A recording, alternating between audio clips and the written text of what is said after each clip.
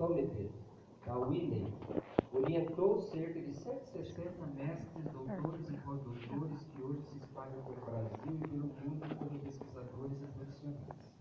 Seu grupo de pesquisa é um dos mais numerosos do Brasil, com cerca de 50 pesquisadores. Já publicou cerca de 700 artigos científicos, com perto de 11 mil citações em áreas científicas diversas como a química, física, bioquímica, biologia, forense, farmacêutica, alimentos, veterinária, ciências médicas e de materiais. Então, quero convidar o professor doutor Marcos Everley. Então, após o que ele ministrar, vocês poderão perguntar.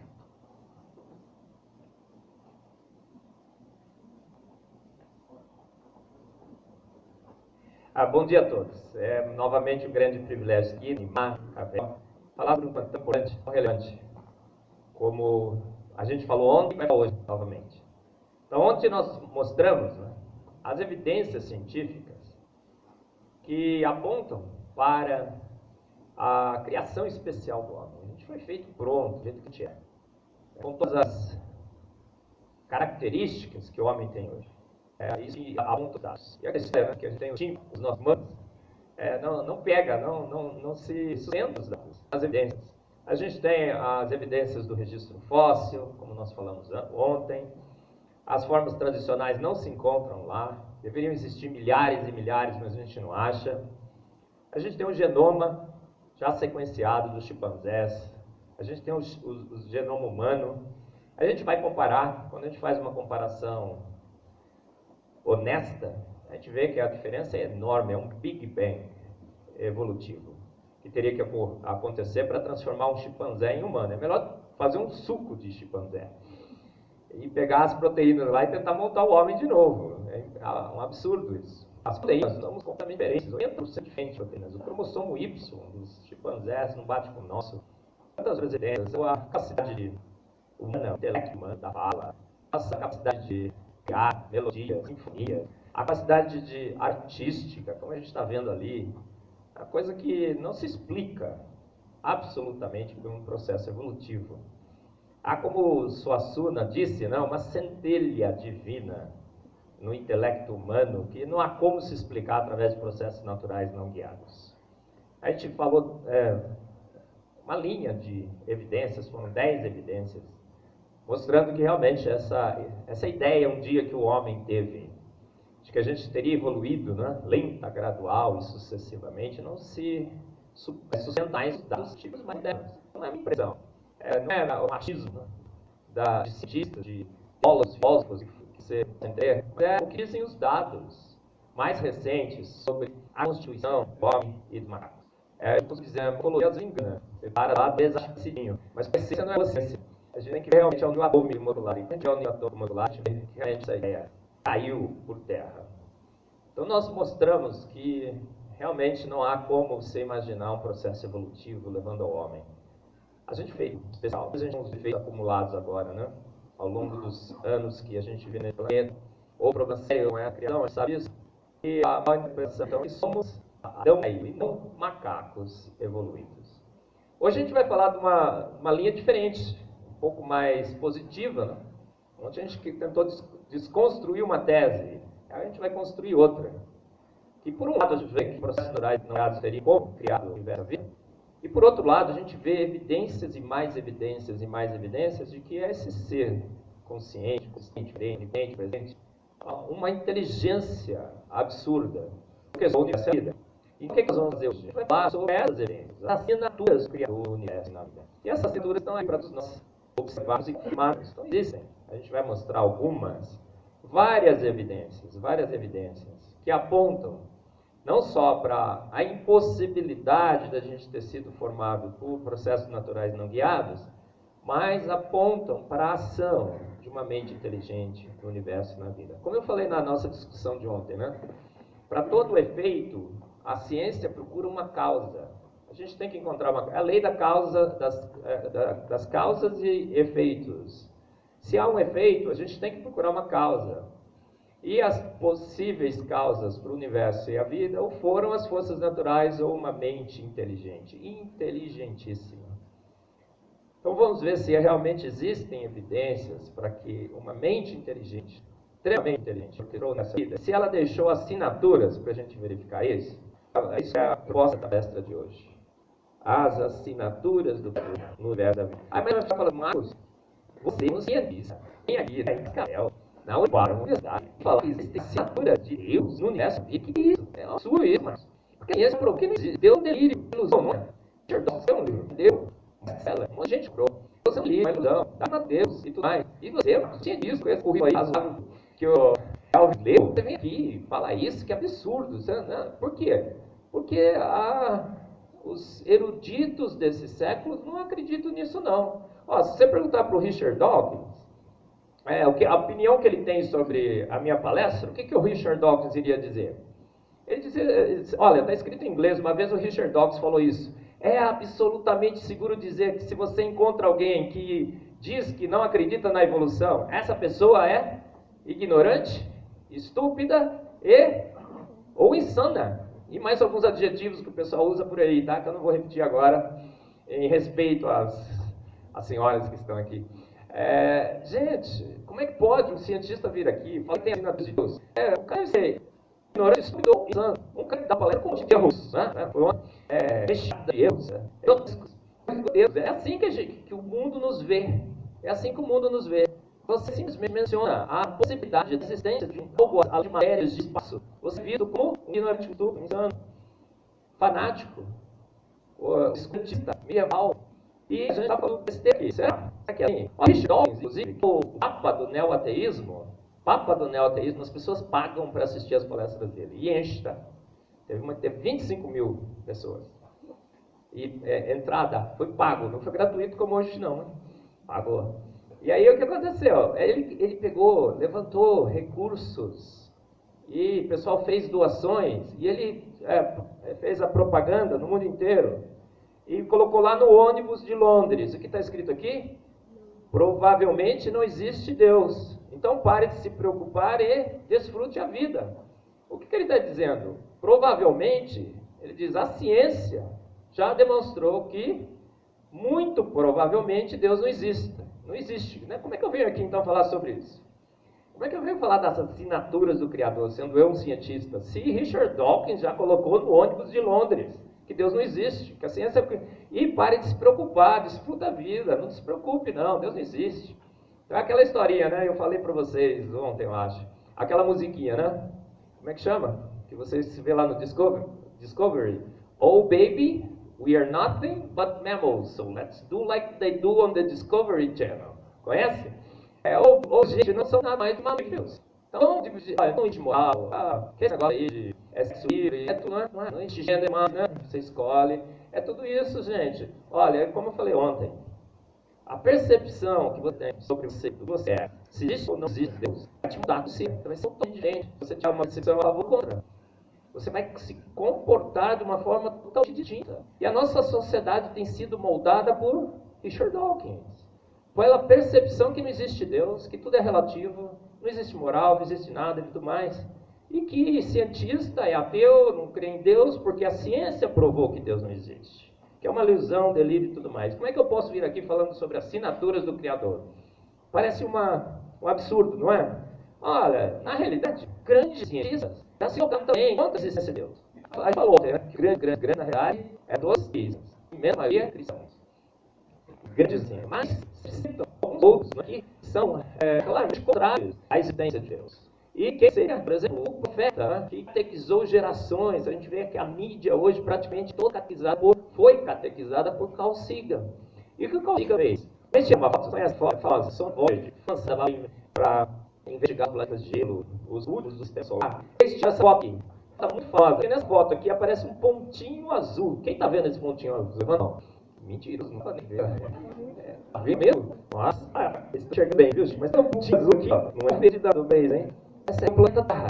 Quando essa foto passada, você fez um poema que catequizado gerações após. O que fez? Falou assim, gente, olha só, Terra, um ponto azul pálido, insignificante, perdido na imensidão do universo.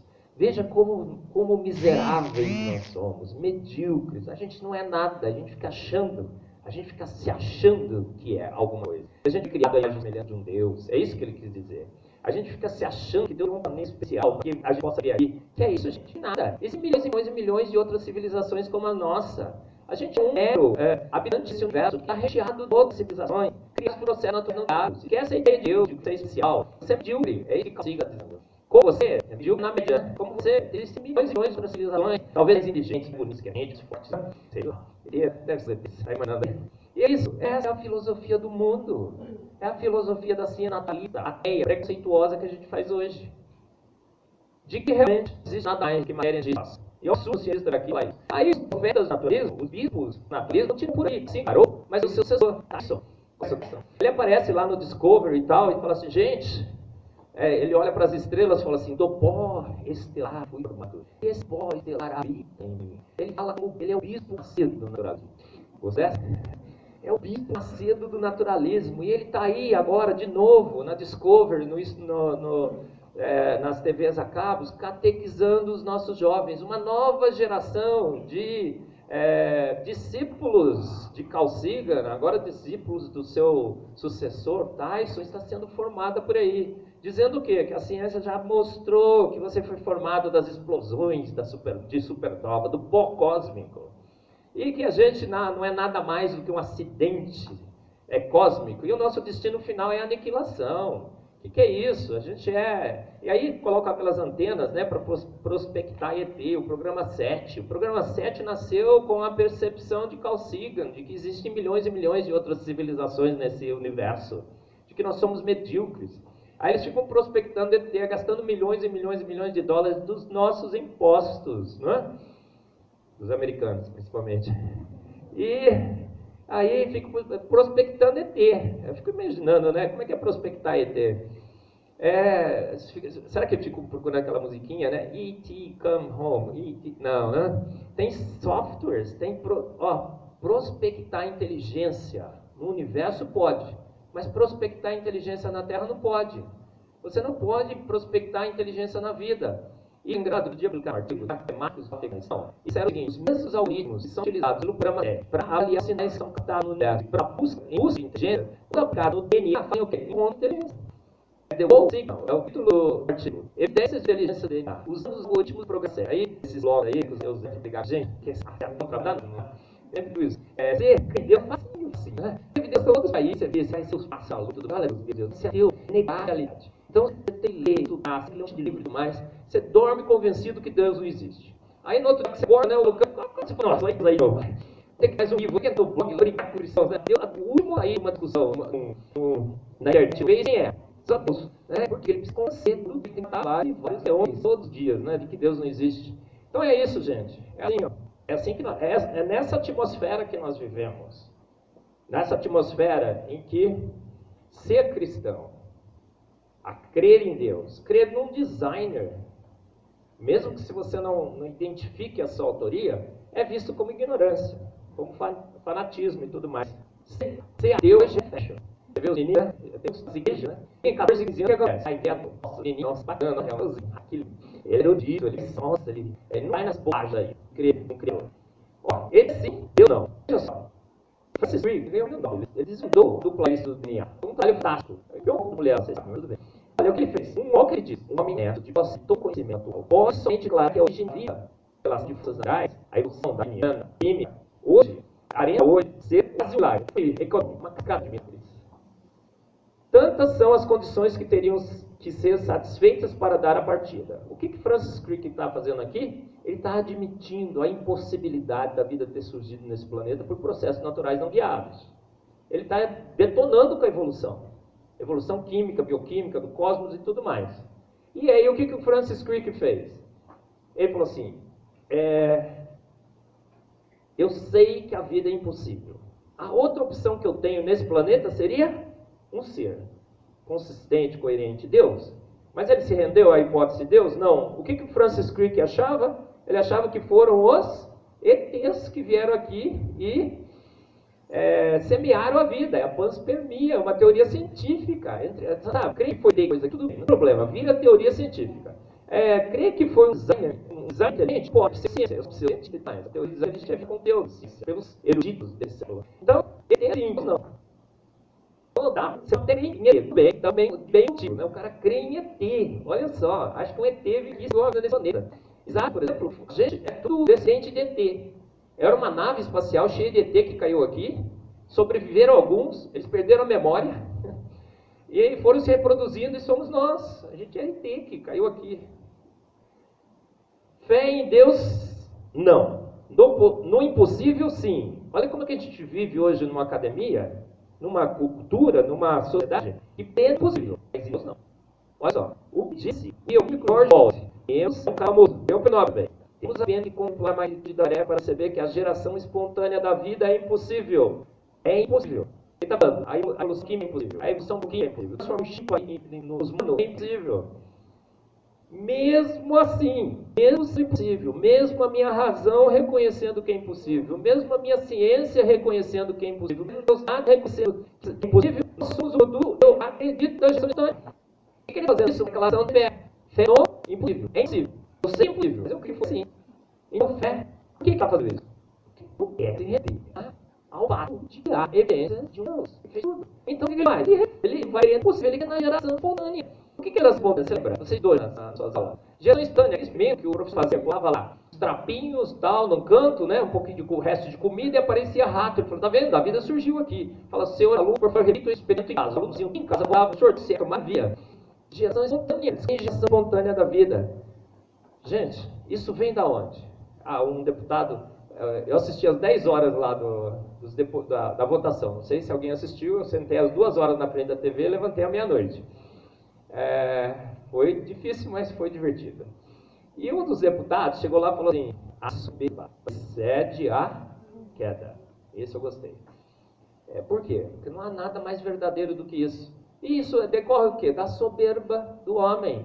E não tem bicho mais soberbo do que cientista. Existe? O pessoal acha que é médico, é mais que cientista. Não é cientista. Eu conheço. Médico é cientista. O cientista tem alguma boa razão. E a sociedade faz isso. Culpa da sociedade. Porque a cientista tem conhecimento. Só se conhecimento científico leva um lugar? Eu falei isso ontem. Não. A gente tem que ter conhecimento filosófico e teológico junto, gente. Só ciência emburrece. Só ciência emburrece. Você não sabe o que fazer com os dados. Você tem um monte de dados, mas não sabe interpretá-los. É a interpretação que vale. Porque você pega o dado e leva para onde você quiser. Mas se você tiver boa filosofia e boa teologia, não. E aí o que acontece? Olha a soberba dos cientistas. Tem uma história com de Laplace. O que aconteceu? Napoleão, ali as horas de Laplace, quando Napoleão perguntou para Laplace, em um dos seus momentos durante a obra, você menciona Deus. Por quê? Aí dizem, Laplace que é dado, não sei se tem, mas parece que é verdade. Laplace chegou lá para Napoleão e disse, eu mencionei Deus, porque eu não necessito da hipótese de Deus. Então, o homem não necessita de Deus. Ele acha que se vira sozinho sem ele. A gente acha que a escala é a vida sozinho. Sem Deus, sem a necessidade de apelar para o sobrenatural. Ele vai explicar tudo com matéria, energia e espaço. Não é? A soberba precede a queda. E essa é uma atitude isolada? Foi Laplace que disse isso uma vez e nunca mais ninguém disse? Conhece o Stephen Hawking? Ele documentário, que é nas canais fechados, que é assim, olha... Porque ele fala isso no documentário. Porque eu não necessito da hipótese de Deus. Por que eu não necessito da hipótese de Deus? Aí ele diz, ele explica. Porque eu sei a receita do universo. Olha, a soberba precede a queda. Eu sei, olha, o cientista chega e fala assim, eu não preciso de Deus, porque eu sei, eu descobri a receita do universo. E qual a receita do universo dele? Dado energia, matéria e espaço, o universo se forma. Eu costumo dizer que Hawkins, como físico, é um péssimo cozinheiro do universo. Péssimo cozinheiro do universo. Porque só com matéria, energia e espaço a gente sabe que não forma-se universo nenhum. Não forma vida nenhuma. Porque ele esqueceu a informação. Sem informação, sem equações matemáticas, sem as equações de Schrödinger, sem a mecânica quântica, sem as leis físicas finamente calibradas, sem a informação embutida no código da vida, do DNA, uma informação semântica, periódica, abstrata, que não está associada diretamente à matéria, ele sabe isso que não dá. O Hawkins, desculpa, essa rede não leva ao universo nenhum. Mas ele diz que sabe, e que ele não precisa de Deus. E aí a ciência naturalista hoje é consenso. que ela fez? Matou Deus. Tem o monopólio da razão e está perto de descobrir a origem de tudo. E vê isso na capa das revistas. Você é bombardeado, viu? Principalmente os jovens. Fique esperto. O catequismo é feito direcionado para vocês, jovens. Então a gente vê isso muito bem nas palestras que eu dou por aí. Jovens se levantam muito bravos contra mim, vocês viram, né? Por quê? Porque ele foi catequizado. Ele crê naquilo. Então eu venho e falo contra a fé dele. Ele fica muito bravo. Eu sei que fica. Por quê? Porque ele foi catequizado por grandes eruditos desse século. Ele lia as revistas, ele assistiu Carl Sagan e tudo mais. Olha só, veja, Darwin, como ele mudou o mundo. Darwin, o homem que matou Deus, saiu na Super Interessante. Eu falo que Darwin é o maior super-herói de todos os tempos. Por quê? O que acontece com Darwin? O homem que matou Deus, ele matou simplesmente o imatável, não é? Não é o maior de todos. O Nicholas acha que o Hulk que é o maior de todos. Parece que é, né? O pessoal que gosta dos super-heróis diz que o Hulk é o que mataria todos. Mas Darwin, o homem que matou Deus. Big Bang, o nascimento do universo. A ciência está a ponto de descobrir a origem de tudo. A gente acha que vai descobrir a origem de tudo. Uma guerra de 50 anos, porque Darwin não consegue arrancar Deus da sala de aula. Ele diz, nossa, porque tem o fanático ignorante medieval do que não deixam. Mas Darwin já ia ter arrancado Deus da sala de aula. É aí que a gente vê. Darwin, como ele mudou o mundo, né? A ciência está perto de descobrir a origem de tudo. Essa guerra, porque, olha, o subtítulo, por que Charles Darwin não conseguiu expulsar Adão e Eva dos livros escolares? Aí ele vai dizer que é uma resistência de fanáticos religiosos, Rosinha, Bush e afins, o homem que matou Deus e tudo mais.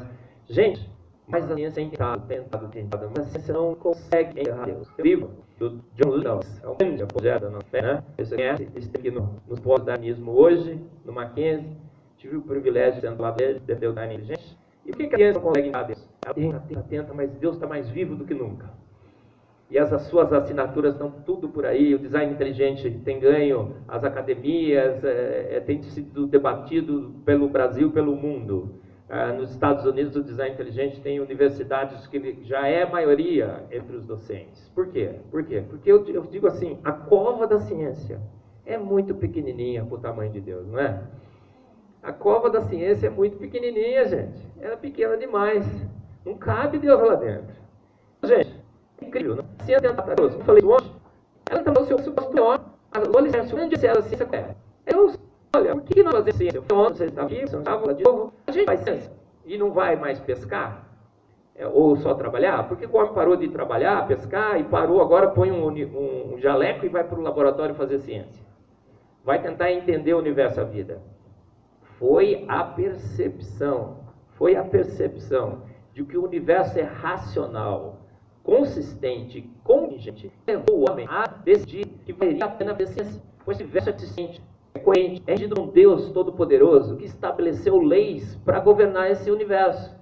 E essas leis são imutáveis. Então o que eu aprender hoje vai valer daqui 10 anos, 20 anos, 30 anos, vai ver. Eu vou fazer assim, vou tentar entender como é que essas coisas. Foi tentar entender como Deus tinha feito e como ele regiu o universo e levou o homem a ciência, porque se fosse Deus, não valeria a pena, né? Porque na segunda era o Deus da segunda, na terça o Deus da terça, no quarto Deus do quarto, né? No quinto Deus no sábado é Deus, talvez cristão, né? No mínimo, né? A conversa. E aí uma confusão, não valia a pena, um Deus brigava com o outro, dava as leis do universo. A gente sabe que não, que o universo é coerente, o universo é consistente. E qual é a percepção? E também, outra coisa importantíssima, foi a percepção de que nós temos educados a imagem e semelhança desse Deus que nos fez também imaginar que a gente entendeu ele direito. Pô, se a gente não tem a mente dele, a gente não vai entender o que ele fez, tá certo? Mas eu fui criado à imagem e semelhança dele, eu penso como ele pensa. Eu resolvo os meus problemas como ele resolve os seus problemas. Então talvez eu entenda esse universo da forma como ele criou.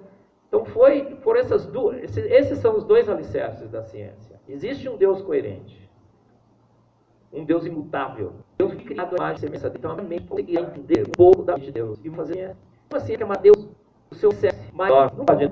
Olha só, aí diz que já é amigo de Deus, mas que a gente precisa aceitar a evolução, que veja bem, é uma questão, e talvez a gente possa auxiliar Deus na evolução. Tudo. Será, gente? Será? Olha só o que o Darwin escreveu. Em mim sempre nasce a horrível dúvida se as convicções da mente humana, a qual desenvolveu-se a partir de a mente dos animais inferiores, o que ele falou aqui?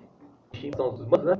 desenvolveu a partir de mais diferentes, tem que valor, são confiáveis. Confiaria as ficções da mente, se houvesse algum naquela mente, o que é que está falando? Para, nossa mente é confiável. Tem dúvida desde isso. Porque já que nós evoluímos do tipo zero, será que a nossa mente é confiável o suficiente? Confiaria alguém nas convicções da mente do tipo zero?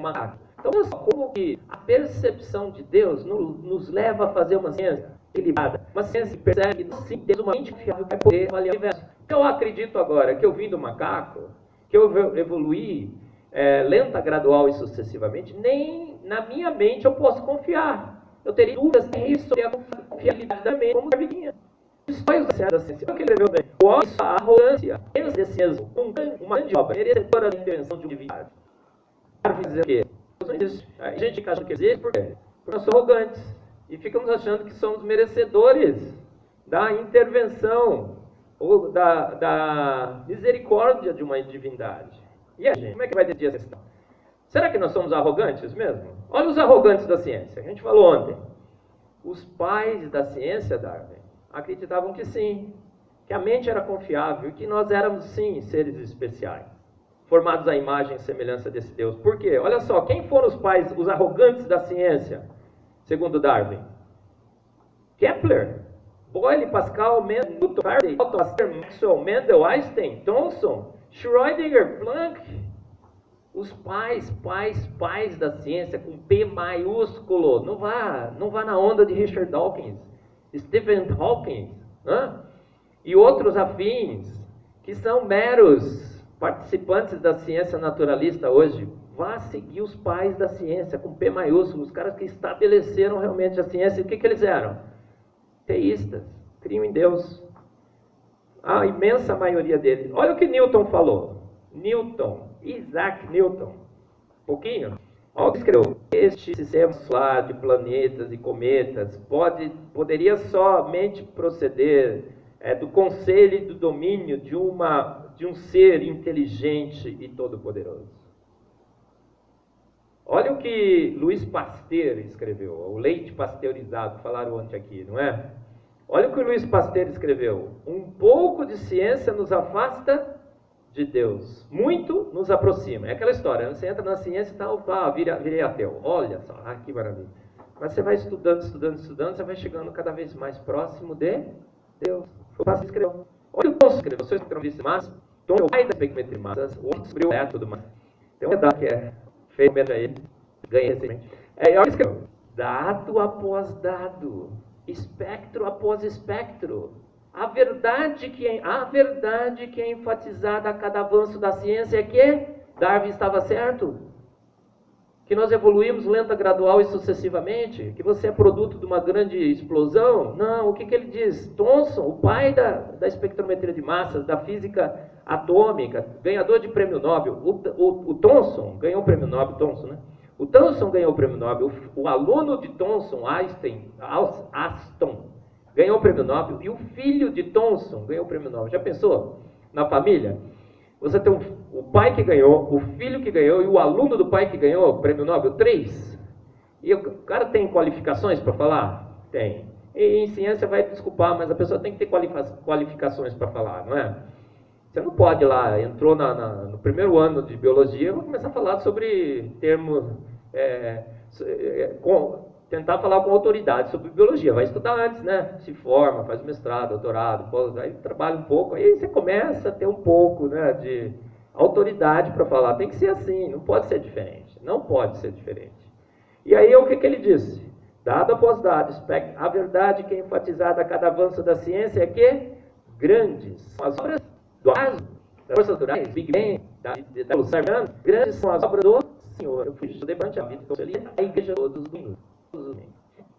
Eu, salário meu também, mas cientista brasileiro, ganhei 2 vezes o prêmio Nobel. 2 vezes, com um artigo sobre a Flink. Nem o Brasil ganhou o prêmio Nobel, ele deveria ganhar 2 vezes. E o que ele escreveu? Tem uma biblioteca que é a biblioteca Lattes. Você tem um currículo, talvez, Lattes.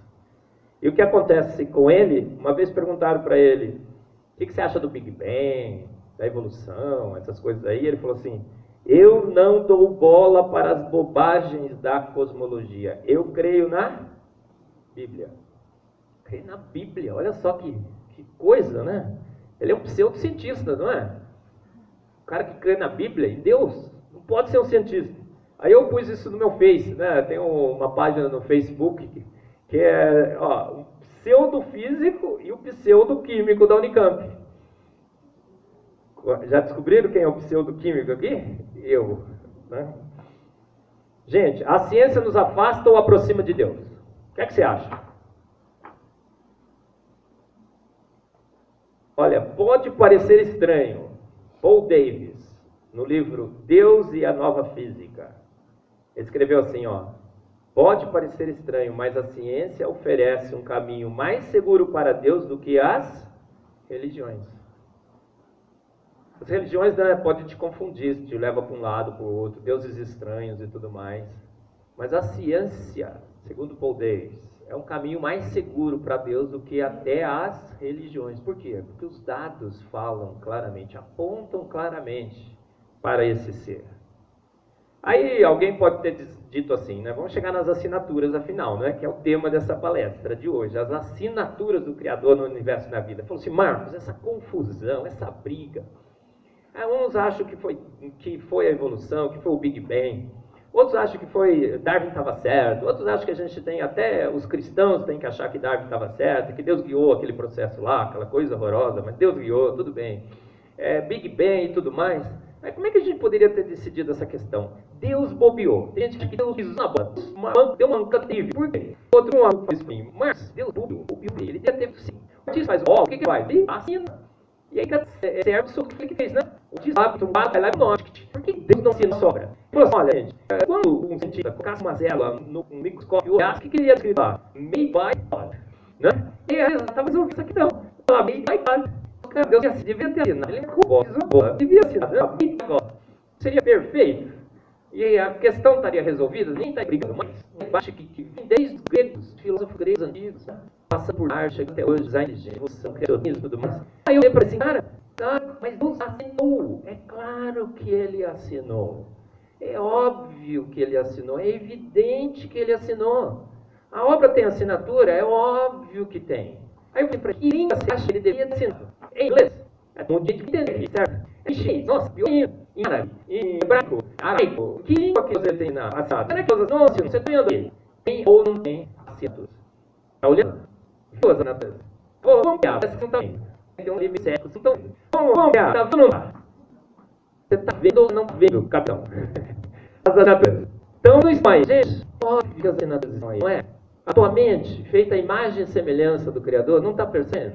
Não está vendo? Em quem ele deve assinar? É óbvio que ele deveria assinar, ele deve ter mostrado God Almighty. Ele não assinou, gente, é lógico que ele assinou. Mas a língua universal, a língua que todo mundo entende. Que língua é essa? É a língua da inteligência, da beleza, da elegância, da simetria, da genialidade, do charme, da diversidade, da perfeição. A língua da inteligência. Está vendo a inteligência aqui? Beleza, elegância, simetria. Olha, corta no meio. A evolução teria obrigação de fazer coisas simétricas? Absolutamente não. Um lado é igual ao do outro. A simetria é uma das grandes evidências, né? A genialidade, o charme, a diversidade, a perfeição. Eu costumo dizer que Deus é um Deus exagerado e exibido. Precisava tanto? Você vai ver mais alguns exemplos. Gente, as assinaturas de Deus estão por todos os lugares. No universo e na vida. E elas estão aí para todo mundo ver, porque é uma língua universal. E eu vou mostrar mais algumas dessas assinaturas. Olha, as assinaturas de Deus. A gente tem um universo estabilizado por forças. Você sabe disso, né? Forças gravitacionais, eletromagnéticas. O núcleo estável são elétrons na eletrosfera dos átomos. São moléculas vivas estabilizadas. É gás, a atmosfera, é a gravidade, que não mais que esse gás e tudo mais. E esse conjunto de forças, que são três forças bem no universo inteiro, você sabe isso? Tudo três. Reflete a natureza do Criador. E as três forças nucleares, eletromagnéticas e as forças gravitacionais, a gravidade.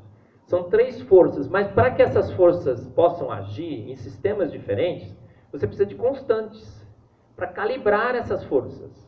Então essas forças não só existem, mas são finamente calibradas, ajustadas através de constantes. As constantes universais. E cada vez aumenta mais esse número. Era 19, hoje já são perto de 26 constantes universais. É a massa do elétron em repouso, é a constante gravitacional. São várias constantes que calibram essas forças. E todos os cálculos mostram que essas constantes foram ajustadas num ajuste fino, extremamente bem ajustado, que vai várias e várias casas depois da vírgula, pelo menos 40 casas depois da vírgula em cada uma dessas constantes. Então, se você pegar uma dessas constantes e mudar o valor dessas constantes, por menor que seja essa mudança, o que acontece com o universo? O universo simplesmente se desfaz. Então é como se o universo estivesse equilibrado numa navalha extremamente afiada, e qualquer coisinha ele cai. São 26 constantes universais. Você fala assim, formaria outro universo. A gente sabe que não formaria universo nenhum. Tudo se transformaria em energia de novo. E não haveria universo nenhum. Então, uma das grandes assinaturas do Criador é o ajuste fino do universo. Alguém teve que calibrar essas constantes. E são 26, e deu um trabalho danado. Por quê? Porque são várias forças que agem em vários sistemas, desde o núcleo do átomo, até as moléculas, até os átomos em si, até os planetas, os asteroides e tudo mais, a atmosfera. Tudo isso é ajustado, num ajuste fino, extraordinário. Qualquer coisa mudaria tudo. Uma das grandes... Olha as equações que ele usou para fazer essas coisas funcionarem. Quem já estudou mecânica quântica aqui? Equação de Schrödinger, vamos ver. 1, 2, 3, né? Mais ou menos. Você entende aquilo? Fala a verdade. Você fica horas e horas e horas analisando aquelas equações. Você fala, força igual a massa vezes aceleração. Facinho, né? Mecânica clássica. Mas vai para quântica e usou equações. Olha, dá uma olhada. Alguém quer tentar entender isso aqui? Né? Quer que eu explique? Não pergunte que eu não sei. Eu detestava quântica. Olha só. Tive que aprender, mas detestava. Olha só. Olha como o ajuste fino se observa em várias e várias aspectos do universo. Distância Terra-Sol. Vou falar bem rapidinho. Está vendo a Terra aqui? Se ela estiver mais próxima do Sol, você torraria em cascão e calor, nos dias de calor. Se a gente tivesse falado, a gente congelaria. Então, o carro é um ajuste fino perfeito, o tamanho do Sol, da quantidade de calor que emana, a distância da Terra em relação ao Sol. Fantástico. A atmosfera da Terra é perfeita. Sabe qual é a atmosfera desse planetinha aqui? Ele tem ácido sulfúrico na atmosfera. Ácido sulfúrico. Quer morar lá? Quer uma passagem grátis? Gente, tem planeta, eu não sei, acho que o primeiro, ele roda, a rotação dele é extremamente lenta. E se você estiver na região de sombra, o Sol está chegando, se você caminhar, o Sol nunca te pega. Então, durante o dia, a temperatura aqui é 900 Celsius. Durante a noite, cai para menos 200 Celsius. Uma coisa assim, absurda. Mas a Terra não, está lá bonitona, né? Na distância certinha do Sol, uma coisa... A rotação. A gente tem uma rotação de 365 dias, translação, rotação bonitinho. O nosso dia tem 24 horas. Tem gente que fala assim, Deus, que meu dia tenha 48 horas, tenho tanta coisa para fazer. Não peça, irmão, porque se Deus atender, o que vai acontecer? A vida está extinta nesse planeta. Não ore com muito fervor. Levantar um clamor para um dia de 48 horas é suicídio. Por quê, gente? Quando você está dormindo, né? Chega lá para 5 horas da manhã, você está exposto. Aqui, qual é a temperatura do Sol? Altíssima, dessa face virada para o Sol. Qual é a temperatura média do universo? 2,7 Kelvin. É gelado pra caramba. Então, durante a noite, está exposto para o gelado. Aí, durante a noite, a temperatura vai caindo, né? Chega 5 horas, né? Cadê o Elvis? Chega 5 horas, né, Elvis? Tá aquele friozinho, você começa a puxar a coberta, né? Mas vai chegando 8 horas, vai ficando mais quente. Chega 9 horas, 10 horas, aí você tira a coberta, não é assim, Elvis? 10 horas, você está ainda dormindo, Elvis? Que coisa, hein? Gente, e aí, esquenta e esfria, esquenta e esfria. Expõe ao quente, expõe ao frio. Qual é a temperatura média do nosso planeta? 19 graus Celsius. Tem mulher que vai achar gelado, né? Mas tem homem que acha bom. Então a temperatura média é 19 graus Celsius. A temperatura do planeta se mantém. A rotação perfeita, a translação. A Lua causa uma inclinação no ângulo da Terra em relação ao seu eixo de rotação de 23 graus e meio. É a inclinação axial, 23,5. É a Lua certinha, no tamanho certinho, na posição certinha, causando o ângulozinho certinho de inclinação certinha. 23,5. Por quê? Com essa inclinação de 23,5, toda a Terra se torna habitável. Senão a gente não teria regiões, a maioria da superfície da Terra seria inabitável, inóspita à vida. Mas quando inclina, fica tudo bom, criam-se as estações, primavera, outono e inverno, por essa inclinação. A Terra, a Lua, causa as marés, causa as correntes marítimas, a água se movimenta.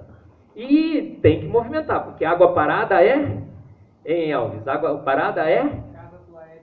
Aedes aegypti, é dengue. Aí eu vou mencionar, porque é legal essa daí. Eu pus isso, eu sempre falo isso nas minhas palestras. Aí os neos-ateus mimimis, né, colocaram lá, olha só, veja que absurdo. O professor Marcos está falando que se não tivesse lua, os oceanos estariam repletos de mosquitos e larvas do Aedes aegypti. Ah, para com isso, né? Não dá para criar larva no oceano salgado, não foi isso que eu disse, foi uma piada, né? Todo mundo entendeu, até as loiras entenderam, né? Aqui, e riram, né? Olha lá, olha quanta loira rindo. Não é, Libete? Então, gente, é tudo calibradinho, perfeitinho, tal. Gente, aí diz o seguinte, que a Lua, olha só o modelo naturalista. A Lua, como é que ela foi criada? É terrível no modelo naturalista do Big Bang você explicar a formação de luas, porque é uma massa muito grande perto da outra. Mas ele disse que tem um grande astro que bateu na Terra, no passado, arrancou um pedaço e uma luazinha bonitinha no meio certinho, aí na muita fé, não é? Fé demais. Gente, Guardiões Planetários, GTR aqui. Aí o senhor falou, tá vendo que bonitinha, miserável, pequenininho, tamanho é documento? Me diga. O que você faz com os grandões? O cara grandão, você faz o quê? Bota lá fora para tomar conta, né? Vira leão de chácara, né? Fica lá tomando conta na portaria. Gente, e é exatamente isso que acontece. Júpiter e Saturno são imensos, não são? Mas o que eles funcionam? Eles são os escudos protetores contra os asteroides. Um asteroide vem, por atração gravitacional, bate neles, não pega a Terra. Se escapa, Marte é o último escudo. Nos protege. Aquele asteroide caiu, estou provando aqui, aconteceu. Não se os andões aqui, nossos protetores, os guardiões planetários estão sendo bombardeados por asteroides constantemente. Aí a gente vai no centro do planeta Terra, a gente vê a Terra formada de ferro e níquel, principalmente. E no centro do planeta, aumenta a pressão e a temperatura, ela liga de metais, ela funde, forma um material líquido. E mais perto do centro da Terra, a pressão e a temperatura aumenta e aquele material se solidifica de novo. Olha só que incrível. Vai aumentando a temperatura e pressão, fica líquido. Chega a mais temperatura e pressão, fica sólido. Isso é um ajuste finíssimo de propriedades físico-químicas de ligas metálicas. E é o que acontece com essa bola no centro de ferro e líquido. Ela gira agora, tá vendo girando? Lubrificada por ferro e níquel líquido. E o girar dessa esfera cria o campo magnético da Terra. É um campo protetor. Que a gente só, como só amigo, manda a radiação do bem, mas manda a radiação do mal também. O vento solar. As radiações que se você vê lá nos seus ouvidos, se você o solar soprando no seu ouvido, o que você fazer? Receba a sua glória. Você já foi, você é torrado na hora. Mas o vento solar, o escudo, reflete. Nos protege o campo da nave do transmite perdido no espaço. Quem assistia Perdido no Espaço aqui? Deixa eu ver, os cabelinhos brancos aí. Ninguém assistia Perdidos no Espaço? 2, 3, 4. Lembra que o Dr. Smith ligava o campo magnético da nave? É a mesma coisa, gente. Eclipses solares perfeitas. Olha só que coisa incrível. Aquele astro colidiu com a Terra, arrancou uma luazinha, que agora tem uma proporção certinha, 400 por 400, e às vezes a Lua fica na frente do Sol e cobre o Sol perfeitamente, 100%. Não é uma eclipse de 99, não é uma eclipse de 101, é uma eclipse de 100%, é uma eclipse solar perfeita. Por que acontece isso? Grandes descobertas, por exemplo, a teoria da relatividade de Einstein foi comprovada durante uma eclipse solar perfeita. E por que acontece isso? Porque Deus é exibido e exagerado. É exibido e exagerado, por que ele se exibiu aqui? Porque a eclipse é perfeita, Deus não é de 99. Não é Deus de 99, Deus não é Deus de 101, Deus é 100%, e é o que aconteceu. A suíte presidencial do universo. Deu uma grande explosão, um planetinha miserável, segundo Carl Sagan, se forma. E aí ele é posicionado aonde? Olha, onde que está a Terra? Ela está aqui, ó, assim. Aqui, desculpa. É aqui, ó. Acho que é. Deixa eu ver. Tinha uma setinha aqui, sumiu. Mas é aqui. O que acontece com a Terra? Qualquer outra posição que a gente tivesse na galáxia, diferente da posição que a gente ocupa, a gente ao olhar o céu observando, porque a pulsão visual seria muito grande, muita radiação, muita luz. Então, se tiver aqui, se eu chegar aqui, nada, a gente está posicionado aqui na suíte presidencial do universo. Quando você olha de noite para o céu, a gente enxerga tudo, as estrelas, os astros e tudo mais. Tudo com perfeição. Agora a gente pega mais, porque as caras tem uma função visual causada pelo homem. Mas por terzão mesmo, né? Aquela luz assim, olha o céu, aquela linda, maravilhosa suíte presidencial do universo. As assinaturas de Deus, o planeta, a água que tu vira. Você vê esse planeta, ele é coberto por água. Diz que foi o São Júpiter que mandou, mas o que acontece com a água, gente? A água é o líquido mais espetacular que a gente conhece. Ela tem 68 propriedades físico-químicas únicas, que só a água tem. O que acontece com a água? Ela funciona como tampão térmico. Ela sobe por capilaridade nas árvores. Ela tem a densidade máxima a 4 graus Celsius. Ela tem o ângulo perfeito entre... Lembra da fórmula da água? Elvis, a fórmula da água, por favor, repita aí. H2O. É o refrigerante fala, né? H2O. Muito bem. Olha, o ângulo perfeito entre I. Qual que é o ângulo da água? 104 graus. Ela é fechadinho, ele deve ser. Esse ângulo causa polaridade, as ligações de hidrogênio, 2 ligações de hidrogênio intermolécula. E faz o quê? O gelo, gente, o gelo flua. Um sólido que flutua no líquido. Só água que consegue fazer diferença. E por que o gelo flutua? Você não usa o esquinho, né? Os admiradores aqui, o gelo, ele flutua liberando os esquinhos. Gente, não é por isso não. O gelo, o único líquido que tem um sólido menos denso. A substância tem um sólido menos denso do que o líquido. Para que isso serve? Gente, nos planetas frios, nos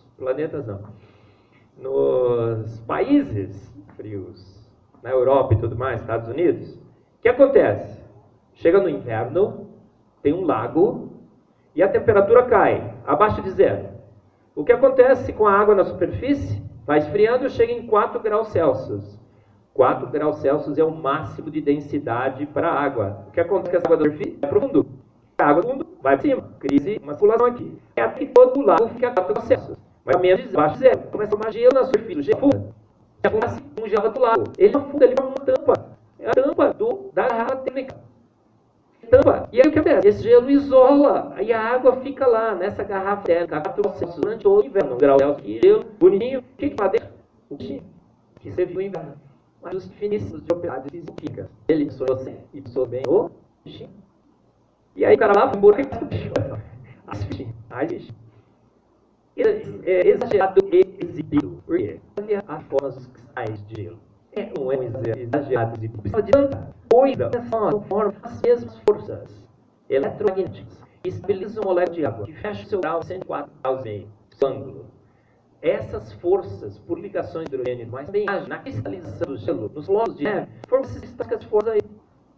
Não, é regido por forças naturais, esse processo natural guiado, processo natural guiado. Isso é ajuste finíssimo, propriedades físico-químicas que essas coisas maravilhosas se formassem. Dá uma olhada. O universo é matemático, a gente sabe disso. O universo é uma matemática, uma das grandes evidências da existência de Deus, não é? O universo é todo matemático. Quem nasce, coisa de Fibonacci, já ouviu lá? Número de Fibonacci, é assim, ó. Se você corresponde a somas 2 anteriores. 1 com 2, 3, 3, 2, 5, 1 com 3, 8, 1 com 3, 5, vai.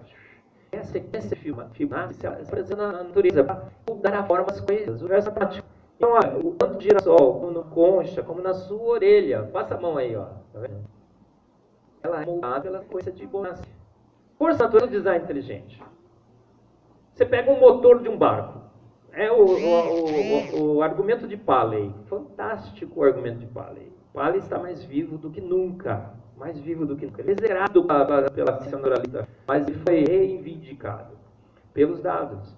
Foi recuperado pelos dados. Olha só. Forças naturais é uma de mente inteligente que é caixa. Inteligentíssimo. Olha aqui. Esse é o flagelo bacteriano. É o motor que desengrama as bactérias. Que acilomou, um cimário, uns espermatozoides, na Síria, motores nanolegais. E o que você encontra nesse motor aqui? Todas as partes. Se você põe no motor ficar, você encontra similar ao flagelo bacteriano. Tem rotor, tem sabor, tem engrenagem, tem tudo. É a mesma lógica fundamental. A mesma lógica. E foi produzida no motor do flagelo bacteriano. Aí o seu é baixo. A gente plagiou, o patente, o padrão dele, né? Pagou os atentes, você tem royalties, se vira royalties. Agora, por que a gente fez igualzinho? Igualzinho. Por que a gente copiou igualzinho? O homem criou, não conhecia a gente, foi depois. Mas a gente criou igualzinho, mesmo princípio fundamental, porque nós temos uma mente, a imagem é semelhança do Criador. Sabe o que é ser imagem e semelhança do Criador? Não é que você quer bonitinho que nem ele. Você pensa como ele pensa, você reage como ele reage, você resolve os problemas como ele resolveu. E agora, você resolve melhor ou pior? A gente é menos eficiente, porque esse motor aqui é extremamente mais eficiente do que esse. Usa gasolina? Não. Energia química.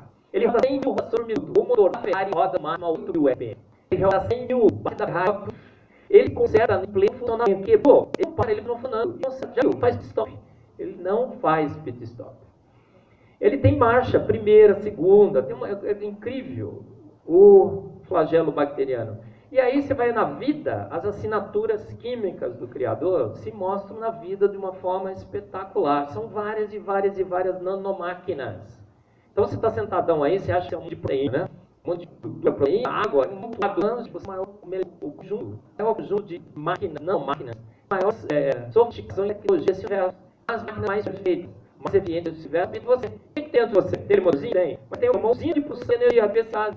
Você tem robôs nanomoleculares, como a quinesina. O robô tem bracinho, tem perninha, as pernas meio trançadas assim. Ele pega nutrientes, sacolas moleculares, ele vai dando pela tubulina, as rodovias moleculares, levando a carga. Eu costumo brincar que ele vai cantando uma musiquinha. É verdade. E eu costumo dizer que você tem que ir no quarto bem fechadinho, paradinho, vai escutar ele cantando. É verdade, o cara está acreditando. Homem de café. Cético. Olha só, vários robôs no molecular estão se alimentando de você tributos os nutrientes. Você tem os ribossomos humanas de costurar proteínas. São tricotadeias moleculares, elas funcionam na velocidade frenética, são 15 ligações peptídicas por segundo. Estou bem. E ela tem uma enzima maior que 5 noves. Só faziam 10 milhões. Fantásticas essas máquinas, isso é coisa incrível, incrível. Eu vou dar um exemplo. É a assinatura 5 de Deus, né? Então eu vou dar um exemplo assim, olha, você está sobrevoando uma ilha deserta. Um avião. E eu contei nesse sobrevoo. Você vê na areia, escrito assim, SOS. Qual é a sua obrigação como profissional? Você vai falar assim, na ilha deserta está escrito SOS. Qual a sua conclusão? Uma mente inteligente está perdida nessa ilha e está pedindo socorro, não é? Você viu o cara que escreveu? Fala a verdade, você viu? Você sabe se tem alguém lá? Absolutamente certo. Mas o que as evidências te mostram? Pô, tem que ter uma pessoa ali. E faz pouco tempo. Ela já morreu? Não, ela está viva. Por quê? Porque ela conseguiu escrever. Isso aqui é recente, né? A maré vai subir e vai apagar. Faz algumas horas que ela escreveu isso daí. E ela está pedindo socorro. Por quê? Porque SOS é um código de socorro. É Save Our Soul. Não é? Pô, você não está vendo a pessoa, mas é como se estivesse vendo. Parece que ela está lá, né? Uma loira perdida na ilha deserta. E a sua ligação é o raro assim, tem que ter alguém perdido na ilha deserta que diz, pô, cara, você viu? Não. Você sabe se tem algum lá? Você tá foto do cara? Não, mas escrito lá na SS. É um código. Gente, é a mesma coisa que a gente vê na vida. O que a gente tem na vida? O funcionamento da nossa máquina é toda baseada em códigos semânticos, helióticos, abstratos. Como o SOS. A gente vai lá, ó, ATG, codifique, um amado, CTA outro, GGC outro. As 4 bases, Aguinaldo, Timóteo e Gal Costa. Lembra? É um código. É igualzinho o SOS. Então, o que tem ligação com o seu código de vida? A gente se vai ajudar tendo passar uma informação. Vamos fazer uma pergunta para você. Quem escreveu o código Morse? O Morse, lógico. Tá certo. Olha lá, Samuel Morse, 1840. Quem escreveu o código Morse? Quem estabeleceu o código Morse? Que foi usando que aconteceu no supermercado? Pintou lá um papelinho, falou, nossa, maravilha, olha um código de barra, vou usar quando o então. Não, gente, quem escreveu o código de barra? Será que foi o Samuel Morse? Não, né? Foi o Orman Woodley, um meio inteligente. Quem escreveu o código WASH dos nossos computadores? Robert Banner. Gente, quem escreveu o código da vida? O melhor código de todos os códigos. O código da vida é de extrema eficiência, muitas vezes superior ao código Morse, muitas vezes superior ao código de barra, muitas vezes superior ao código ASCII. É a forma mais eficiente de você transmitir informação. Um código 4x3. A teoria da informação mostra isso. Quem escreveu? Será que foi uma explosão cósmica? Uma evolução tecnológica? A gente tem que admitir que foi uma mente inteligentíssima. Eu conheço o nome dele. Acho que você também. Assinaturas químicas de Deus. No universo e na vida. Elas estão aí para todo mundo ver. Ele assinou. É óbvio que sim. Quem jogar para cima? Quem jogou um para cima? Vai falar também. Quem jogou o gato para cima, levanta a mão. Vai. Seja honesto, irmão. Confesse o seu pecado. Joguei. Pai, perdoa-me. Você joga o gato para cima. Acontece alguma coisa com o gato? Não, o gato nem liga. O que acontece com o gato? Ele cai bonitinho, não cai? Pessoal, lá em Nova York fizeram uma pesquisa. Os gatos caem dos apartamentos lá, do 9º, do 11º andar, sai andando bonitinho. Inclusive, quanto mais alto cai, melhor. Então, se você tiver Nova York próximo, viagem, o gatinho joga, já dá para se acertar, e nos anos em altos. Gente, o que acontece com o gato? É uma coisa incrível, fenomenal, fantástica, dá para escrever. Quando você joga o gato assim, o consciente do gato, o desliga, é o subconsciente que dá conta, o cérebro, a consciência integral, a gente sabe disso. É o cérebro, ele toma conta, ele desliga a consciência do gato, o gato perde a consciência, e o cérebro passa a operar. Por quê? Porque se deixar o gato, ele não consegue, ele vai se virar lá e cair torto. Então, assim, o cérebro do gato, o gato dele toma conta. Tem no cérebro, o gato labindo, e ele sai, os que estão no labindo. E a informação é transmitida para o cérebro, uma central de processamento, um GS tridimensional. Aquela informação chega no cérebro e fala, o cérebro, o gato torceu assim. Desenha o gato no espaço tridimensional. O cérebro processa aquela informação e manda sinais nervosos para os músculos do gato e fala, torça-se dessa forma. Aí o gato faz assim, ó, subconsciente. Imagina o que isso dá de trabalho no GPS para localizar o cara, para mandar os sinais elétricos certinhos para que ele vire e ele cai com as duas patas da frente primeiro, com as duas patas de trás depois. Uma queda perfeita, um GPS tridimensional embutido no subconsciente do gato. Quem fez isso, gente? Processos naturais não guiados, evolução. Imagina a evolução tentando mais tarde. Aí é meio, né? E o gato errado, cai torto. O gato vai no corpo. Fala, gira por aí. Não é? Não dá. Ou o negócio funciona, pronto, ou é no quê?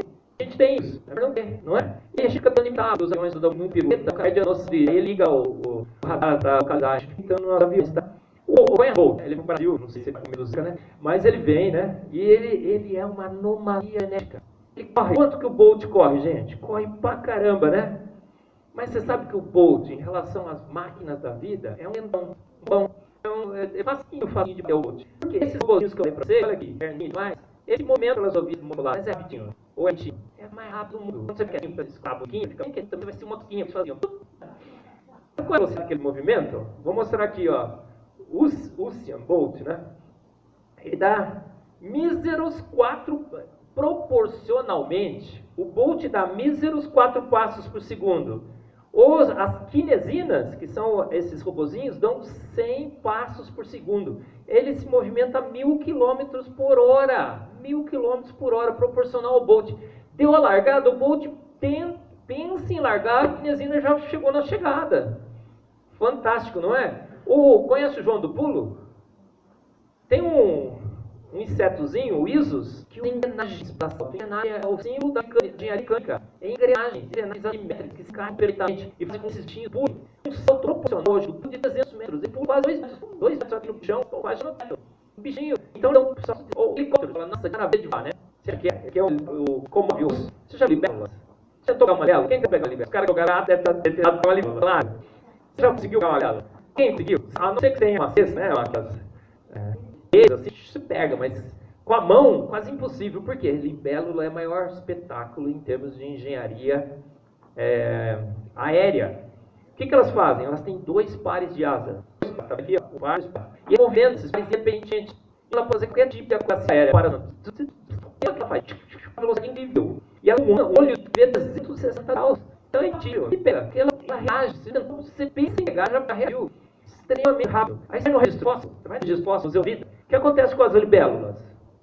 É libélula, e pum, ela desaparece. Significa que libélula apareceu pronta nesse planeta. A maior máquina, a máquina mais espetacular de voar e de acrobacia aérea que se tem notícia, aparece pronta no registro fóssil. E as libélulas eram pequenininhas? As libélulas no início do registro fóssil tinham até 1 metro de comprimento. 1 metro. Imagina uma libélula de 1 metro aqui. Mulheres, nossa, loiras, nossa. 1 metro. E aí elas só diminuíram. A libélula só diminuiu. A gente está evoluindo ou indo? evoluindo. Estamos evoluindo, as libélulas diminuíram de tamanho. Parece que nossa atmosfera tem os oxigênio hoje, tinha antes. Por isso elas não saem até grande. Essa é a última, aí eu vou terminando, acabou o tempo, né? Olha, essa mosca, uma mosca. Agora, o que elas têm na asa? A asa é transparente. O que elas têm? Duas formigas. Duas formigas. Não é formiga? É óbvio que é, mas são tatuagens de formiga. Tatuagens, olha aqui, cara. Isso aqui é mimetismo e camuflagem. Tem N exemplos. N exemplos. E são tatuagens. E a tatuagem é meia boca, manchinha, que parece formiga? Não, ela é reprodução fiel, que é uma formiga. O número de patas, de estômago, olho, o predador, quando vê a moça mexendo as asas, ela acha que a moça é cercada por formigas e vai embora. Gente, quem tatuou uma formiga veio na asa dessas moscas? Um processo muito legal isso assim, mancha surgiu lá. Foi longo tempo se moldando, até dar um aspecto de formiga. O predador já tinha comido essa mosca milhões e milhões de anos atrás. É essencial para a sua sobrevivência essa tatuagem. Essencial. Ou ela surgiu pronta, não tem como. Só coisas belas. As assinaturas só são coisas belas. Tem umas coisas feias pra caramba, não tem? Mas tem gente que gosta, não tem? Eu gosto de bonito, que lindo, não é? Eu também gosto pra caramba dessas coisas. Olha que coisa maravilhosa. É uma assim também. Deus faz coisa bonitinha para dar os bonitinhos. Se for coisa feia, agradar os cheios, agradar os brutos. Gosto de tudo. Deus é extremamente diversificado. Ele não só faz coisas coloridas, ele faz coisas bizarras. Eu sei que tá de acordo com todo dia. Vou com umas coisas bonitinhas, loira, né? Hoje eu tô... acordei meio macho, meio bravo, bruto, vou negócio assim, não é? É mais ou menos por volta de por aí. Esse é o último, agora eu acabo. Gente, tem uns ursinhos milimétricos. Quanto que é o tamanho deles ali? 3 milímetros. É muito pequenininho, não sei o tamanho deles. São pequenininhos, que habitam em coisas molhadas, moças na floresta e tudo mais. Em cima do telhado tem muito desses. Chamados de tardígrafos. Olha o bichinho. É fantástico, olha só. Que artista, né? O ursinho dele, coisa maravilhosa. Pega esse bichinho. Ferver água fervente, sobreviveu. Coloquei nitrogênio líquido, sobreviveu. Colocaram isso, sobreviveu. Sobreviveu. Manda pro espaço, gente. Soltaram uma dessas viagens espaciais, soltaram o espaço de 2,7 Kelvin. Gelado pra caramba. Os bichinhos não só sobreviveram, se reproduziam no espaço. Já pensou? Foi a noite mais caliente, mais interessante do mundo. No espaço, gente. Foi verdade. Gente, o que acontece? A natureza química de um Deus espírito exagerado. Porque uma atenção no processo evolutivo que adaptou o bicho para água fervente, para água gelada. Quando extremamente contrastantes, tem a lesão natural do espaço ideal. O Pinas pronto foi todas as características. O cérebro humano, falei antes, uma capacidade de processamento para todos os computadores desse universo, ligados em rede, tá? Made by God. Assinaturas indesculpáveis da ação da mente inteligente da universidade. Quem designer? Será que foi vários deuses? Será que foram os ETs? Ou será que foi os da Bíblia? Gente, quem designer? O Richard Dawkins está perguntando isso. Quem é o designer? Gente, vou perguntar. Uma sequência de causas e efeitos. Agora, a primeira causa é não causada, tá certo? Você pode perguntar quem causou a primeira causa, que se transforma a primeira causa em segunda. Essa ser, que todas as coisas, transcende o espaço, transcende o tempo, mas uma causa não causada. É a primeira causa. Dá para perguntar isso. Quem é o designer? Imagina um chega e um pendrive no nosso planeta.